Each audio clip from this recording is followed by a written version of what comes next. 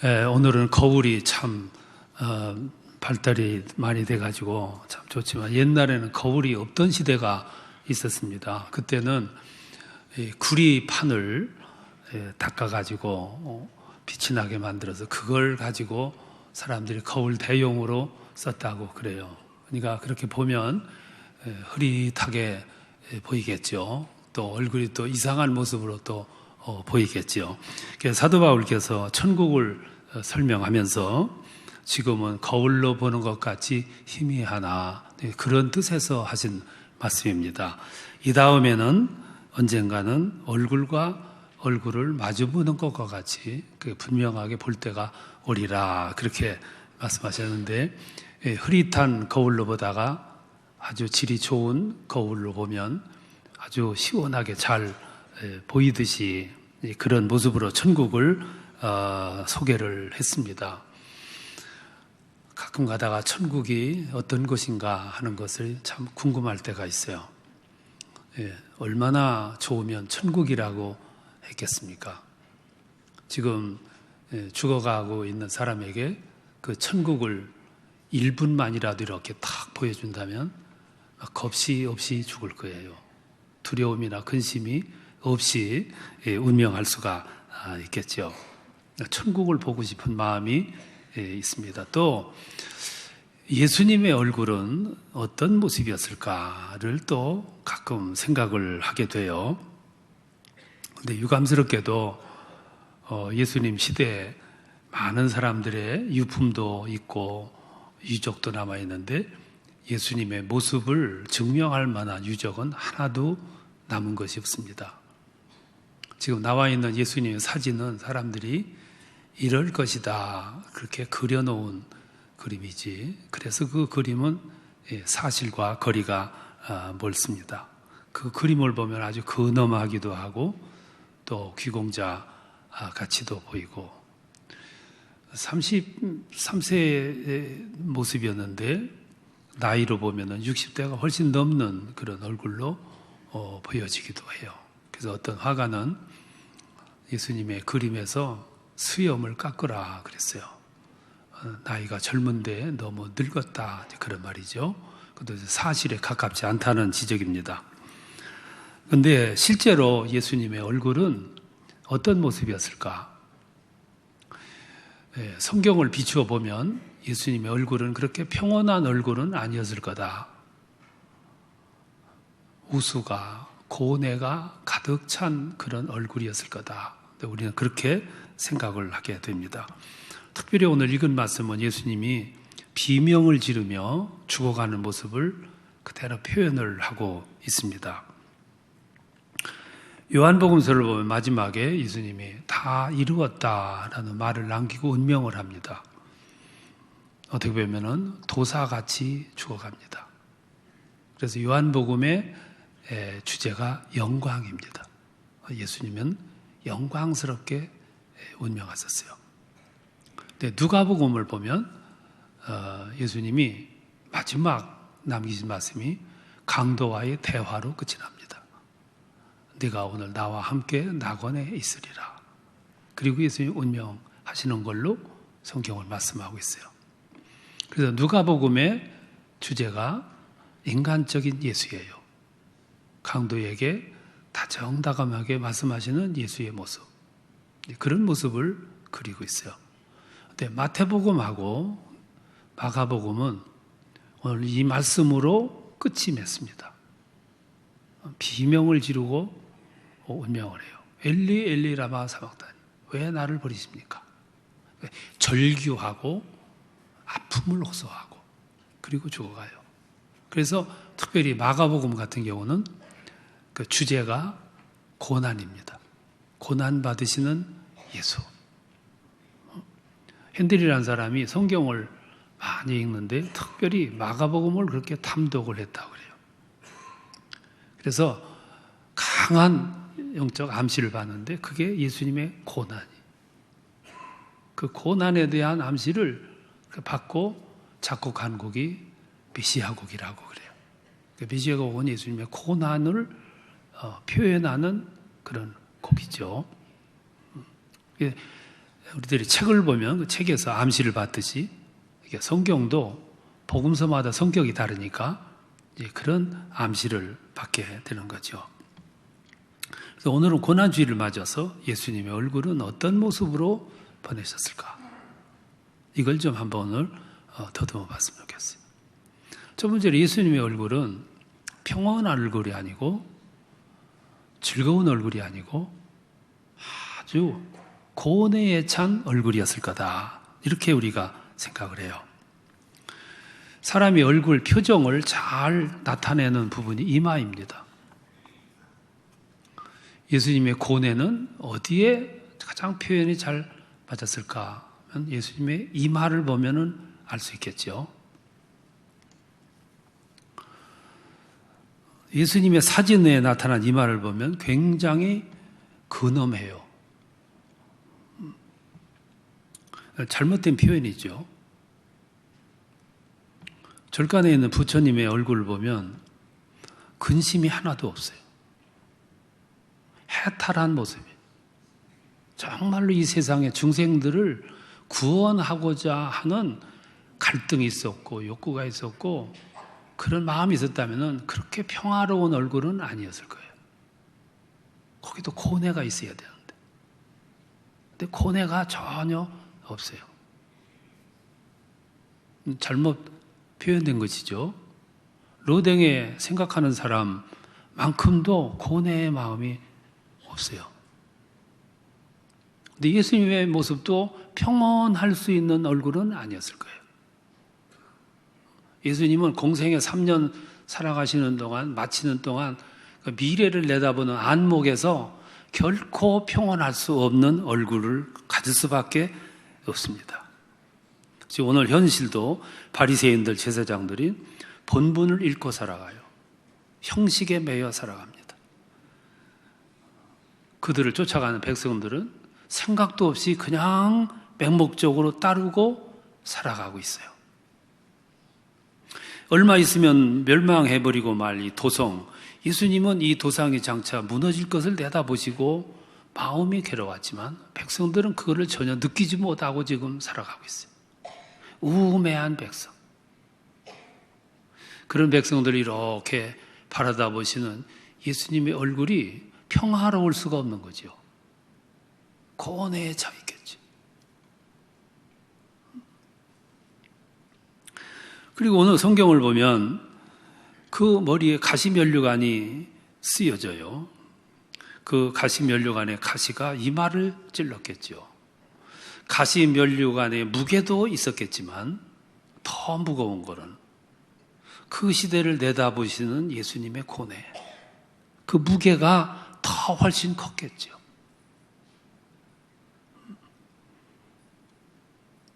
그리고 사람의 손에 가시만 하나 박혀도 그렇게 쓰리고 아픈데 두 손과 양발에 대못을 박아놓고 그리고 그것을 십자가에 매달아 놨으니 마음에서 나오는 고뇌, 육신에게서 나오는 아픔, 이 모든 것이 어우러져서 그 예수님의 얼굴 표정은 어땠을까? 그건 고뇌의 얼굴이라는 거죠. 절대 평화로운 얼굴일 수가 없는 거죠. 그래서 일본의 지다구라라는 신학자가 그런 말을 했다고 그러잖아요. 예수의 이 고뇌, 저 아픔, 그리고 아들이 죽어가는 저 모습을 지켜보셔야 하는 하나님의 고독함과 아픔, 이것들을 이해하지 못하는 사람은 십자가를 함부로 입에 담지 말라고. 아주 엄숙한 선언이죠. 예수님의 얼굴은 고뇌에 가득 찬 얼굴. 오늘 우리는 이 고난주일 맞아 그 얼굴을 한번 생각해 봐요. 얼굴만 그렇겠습니까? 그 예수님의 눈을 한번 살펴보세요. 예수님의 사진 속에 남아있는 눈은 아주 초롱초롱 크고 빛이 나요. 그런데 예수님의 얼굴이 고독으로 고뇌로 가득 차 있듯이 그 예수님의 눈도 초롱초롱 빛날 수 없는 이유들이 너무나 많아요. 고독에 가득 들어있는 찌들은 눈. 왜 고독이냐면은 이제 곧 십자가의 길을 걸어가야 돼요. 그 길은 누구가 같이 걸어갈 수 없는 길이에요. 혼자 갈 수밖에 없는 길. 지금 옆에는 건장한 12명의 제자들이 있지만 예수님은 그들에게 의지할 수가 없어요. 지금까지 떡 얻어먹고 병 고치고 한 사람들이 수많은 사람들이 있지만 그들은 예수님의 골고다 길에 아무런 도움이 안 돼요. 예수님은 아예 그들을 믿지를 않아요. 예루살렘에 입성하던 날 사람들이 모여가지고 침이 마르도록 예수님을 칭송해요. 호산나 다윗의 자손이요. 얼마나 만세를 부르고 환영하고 축혀 세웠습니까? 예수님은 알고 있어요. 저들의 저 입으로 내일이면 십자가에 못 박으라고 외칠 그들의 그 입을 아셨다고요. 그런데 오늘은 그들이 칭송을 하고 있어요. 우리 주변에서 칭송하고 축혀 세우는 사람들을 조심해야 돼요. 그 사람들이 문제예요. 베세다 광야에서 사람들이 모였어요. 오병이어 기적을 통해서 많은 사람들이 떡을 얻어먹었어요. 그 뒤로는 사람들이 더 많이 모여들어요. 그때 예수님 말씀하시기를 너희들이 나에게 오는 것은 내가 행하는 기적을 봄이 때문이 아니라 떡을 얻어먹었음이로다. 너희 이제부터는 썩을 양식을 위하여 일하지 말고 영생하는 양식을 위하여 일하라고. 아니, 그렇게 말씀하시는 예수님의 눈이 초롱초롱 빛났겠냐고 말이에요. 아니, 그런 모습들을 바라보시는 예수님의 눈이 그렇게 빛나는 눈이었겠냐고 말이에요. 뿐만 아니라 오병이어 사건 이후에 제자들이 들떴어요. 이제 우리는 곧 성공한다. 예수님이 왕이 되는 날이면 우리는 크게 성공한다. 그래가지고 제자들이 모이기만 하면 싸워요. 왜 싸우냐면 우리 중에 누가 높으냐 이것 때문에. 그런 철없는 제자들의 모습을 바라보시는 예수님의 눈이 과연 초롱초롱 빛나는 눈이었겠냐고 말이에요. 또 예수님을 가장 비참하게 한 것은 가룟 유다예요. 가룟 유다의 행동을 예수님은 다 알고 있어요. 겉은 아닌 척하지만 속은 다 배반하는 계획을 짜고 있고 생각을 가지고 있어요. 배반자들은 겉으로 표현을 안 해요. 더 겉으로는 진짜인 것처럼 더 아첨해요. 근데 속은 완전히 배반자의 모습이에요. 예수님은 그걸 아셨어요. 예수님은 주머니에서 돈을 조금 빼가는 것도 아셨어요. 뿐만 아니라 예수님은 예수님의 일거수일투족 정보를 적들 편에 제공해 주는 것도 알고 있었어요. 예수님은 그걸 다 알고 있었어요. 마지막 날에는 은 30까지 받고 완전히 결행하기로 계획을 다 짜놓은 것까지도 아셨어요. 그런 유다를 바라보시는 예수님의 눈이 초롱초롱했겠냐고 말이에요. 그 모습을 보시는 예수님의 얼굴이 평화로웠겠냐 이 말씀이야. 이마가 팍 펴지고 근엄한 얼굴 가질 수 있겠냐고 말이죠.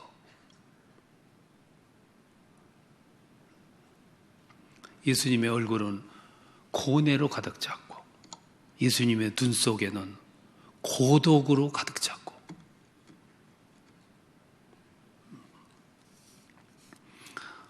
또 예수님의 입이에요. 예수님은 애지간해서 입을 열질 않았어요. 많은 시간 예수님은 침묵하셨어요. 이사야 53장 7절에 보면 그가 곤욕을 당하여 괴로울 때에도 입을 열지 아니하였으며 마치 도수장으로 끌려가는 어린 양과 같이 입을 열지 아니하였도다. 집권자들이 그렇게 모함을 해도 바리새인들이 그렇게 비난을 해도 아첨하는 군중들이 그렇게 환호를 질러도 제자들이 그렇게 무능하게 행동을 할지라도 좀처럼 입을 열지 않았던 예수.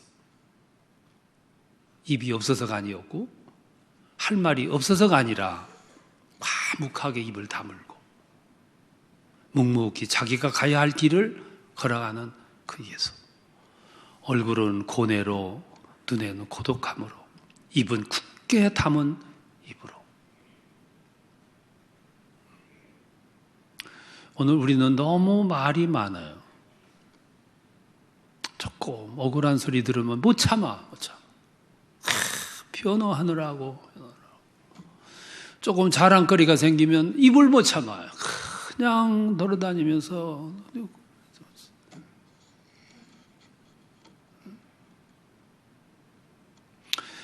예수님은 끝까지 입을 다물어요. 굳게 입을 다물어요. 자기를 모함하는 사람에게도, 욕하는 사람에게도, 옆에서 막 신라나고 욕하고 침뱉는 강도에게도, 빌라도 말 한마디면 석방될 수도 있고 사형될 수도 있는데 그 앞에서도 아무 변명을 하지 않아요. 그러니까 빌라도가 기이 여겼더라.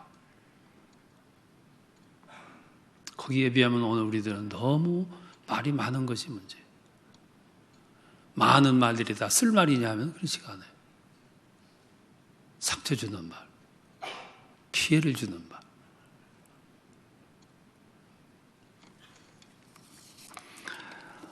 또 하나는 예수님의 턱이에요.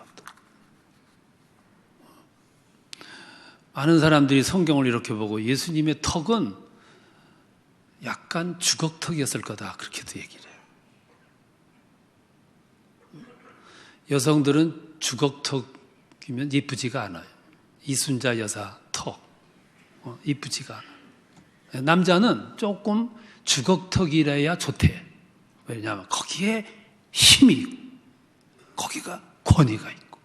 그래서 위인들을 보면 주걱턱이 많아요. 임꺽정도 주걱턱, 링컨 대통령도 주걱턱,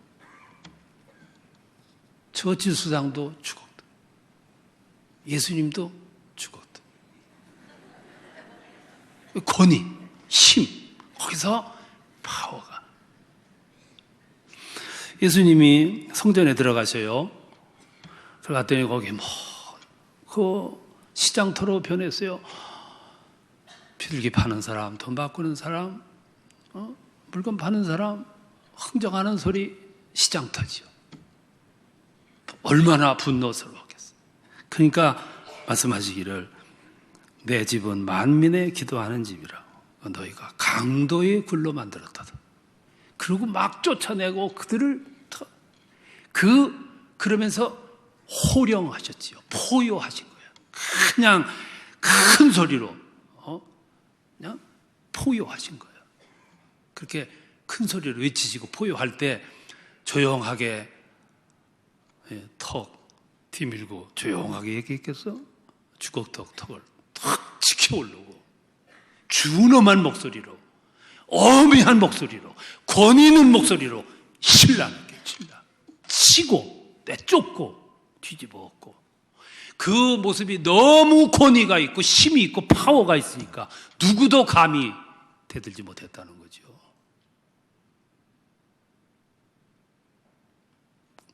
예수님은 그날 그 행동이 마지막에 십자가에 죽게 하는 동기가 됐어요. 제사장들이 그 행위에 분노했어요.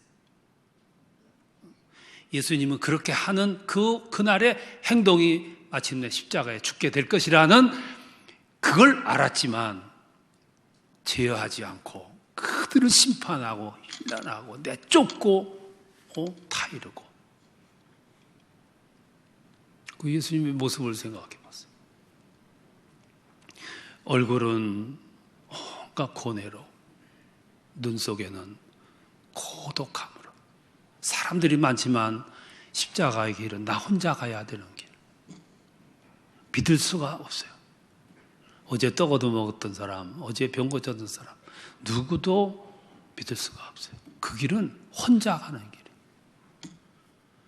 그래서 말이 많이 할 수 있었지만 입을 다물고 꾹 다물고 변명하지 아니하고 자기가 가야 할 길을 쫙 걸어가는 모습.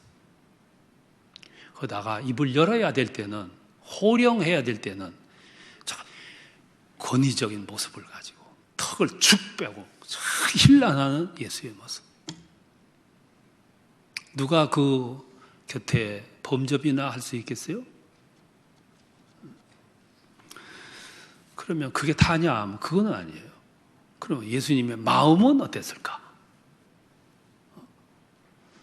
예수님의 마음은 겉모습과는 다르게 따뜻했다는 거죠.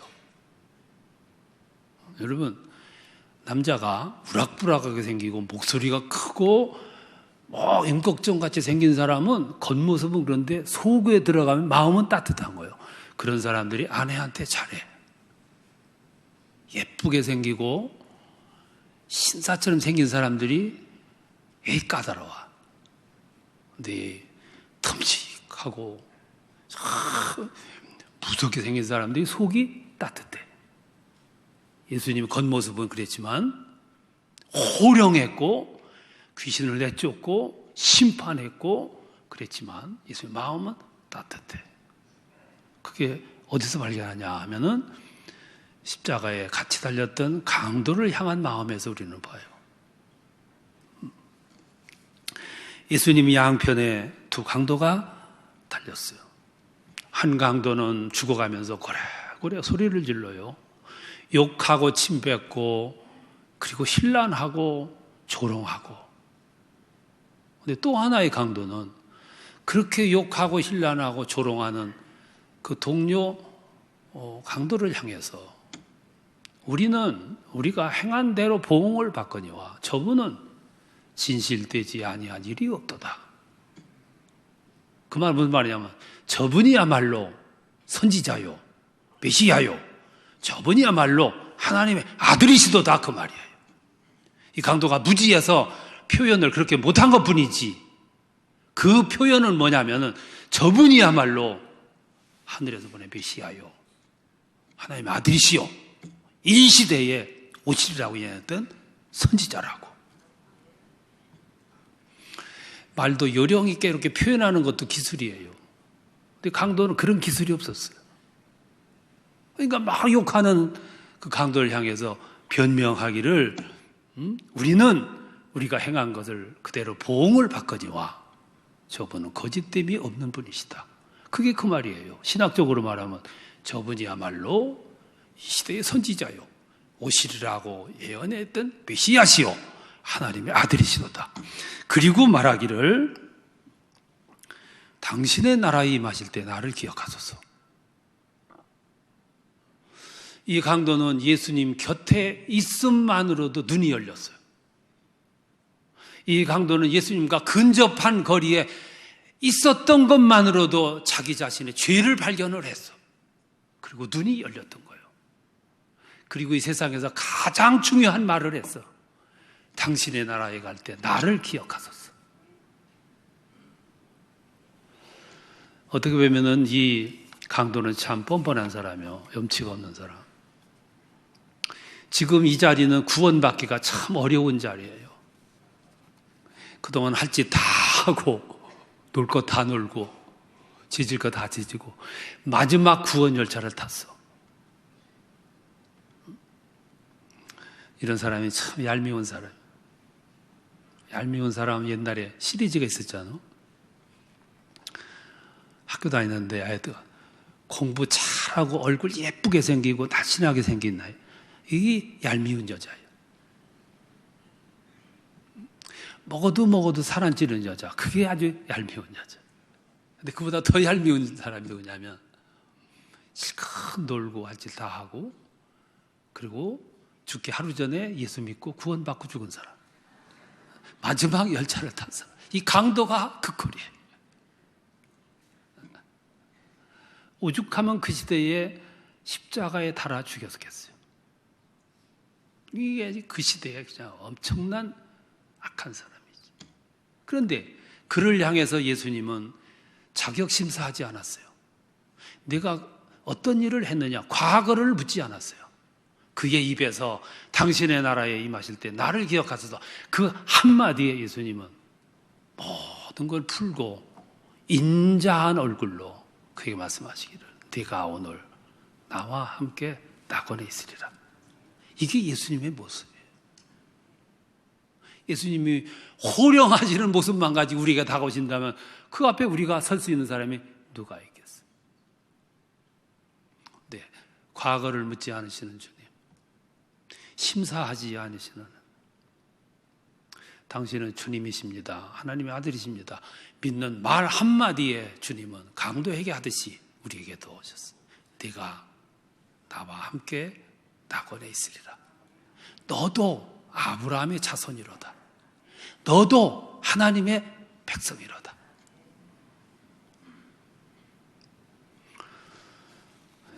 오늘 본문에 보면 예수님 십자가에 달려가지고 왜 나를 버리십니까? 그리고 절규하는 모습. 오늘 그 모습 보면서 여러분들 두 가지를 생각하셔야 돼요. 하나는 누구를 위한 고난이신가? 또 하나는 나는 과연 주님의 제자인가? 이 한 주간 살아가시면서 이 한 주간 1년 동안 가운데서 가장 중요한 절기의 주간이에요. 고난 주간. 이 두 가지 질문하면서 이번 한 주간 동안 내 마음을 뻘겋게 달구고 뜨겁게 달구고 주님의 심장으로 바꾸는 그런 축복의 한 주간 사시는 동안 성령께서 여러분과 함께 하시기를 축원합니다.